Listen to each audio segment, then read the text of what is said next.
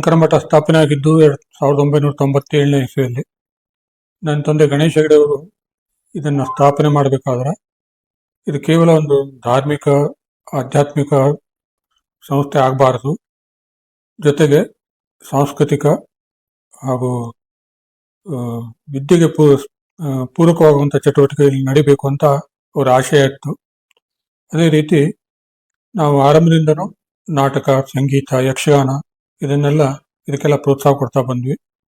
ನನಗೆ ಸ್ವಲ್ಪ ರಂಗಭೂಮಿಯ ಹುಚ್ಚು ಜಾಸ್ತಿ. ಹೀಗಾಗಿ ನಾನು 2003ರಲ್ಲಿ ಇಲ್ಲಿ ಹೆಚ್ಚಿನ ಜವಾಬ್ದಾರಿ ತಗೊಂಡ ಮೇಲೆ ಸಂಸ್ಕೃತಿ ಸಂಪದ ಹೇಳುವ ಒಂದು ಸಂಘಟನೆಯನ್ನು ಹುಟ್ಟುಹಾಕಿ ಅದರಡಿ ವಿಶೇಷವಾಗಿ ರಂಗ ಚಟುವಟಿಕೆಗಳಿಗೆ ನಾವು ಹೆಚ್ಚು ಸ್ಫೂರ್ತಿಯನ್ನು ಕೊಡ್ತಾ ಬಂದ್ವಿ. ಗಣಪತಿಯವರು ನೀನಾಸಂ ತರಬೇತುದಾರರು, ಅವರಲ್ಲಿ ಅನೇಕ ಮೆಚ್ಚುವಂಥ ಅಂಶವನ್ನು ನಾನು ಕಂಡಿದ್ದೇನೆ. ವಿಶೇಷವಾಗಿ ಹೊಸ ಹೊಸ ಪ್ರಯೋಗಗಳನ್ನು ಮಾಡುವುದು, ಹೊಸ ಹೊಸ ಕೃತಿಗಳನ್ನು ನಾಟಕಕ್ಕೆ ತರುವುದು, ಹೊಸ ಯುವಕರನ್ನ ಈ ರಂಗಕ್ಕೆ ಪರಿಚಯಿಸೋದು ಅವರು ಮಾಡ್ತಾ ಬಂದಿರೋ ದೊಡ್ಡ ಕೆಲಸ. ಈಗ ನಮ್ಮಲ್ಲಿ ಅವರು ನಿರಂತರವಾಗಿ ನಾಟಕಗಳನ್ನು ತರಬೇತಿ ಮಾಡಿ ಪ್ರದರ್ಶನ ಮಾಡಿಸ್ತಾ ಇದ್ದಾರೆ.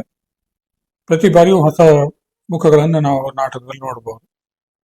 ಜೊತೆಗೆ ತಾನೇ ಒಬ್ಬ ನಿರ್ದೇಶಕ ಎನ್ನುವಂಥ ಒಂದು ಹಮ್ಮನ್ನು ಬಿಟ್ಟು ಬೇರೆ ಬೇರೆ ಪ್ರಸಿದ್ಧ ನಿರ್ದೇಶಕರನ್ನ ಇಲ್ಲಿ ಕರೆಸಿ ಇಲ್ಲಿಯವರಿಗೆ ಅವರ ಪರಿಚಯ ಮಾಡಿಸಿ ಅವರಿಂದ ನಾಟಕ ಮಾಡಿಸಿದ್ದು ಅವರ ಒಂದು ದೊಡ್ಡ ಗುಣ.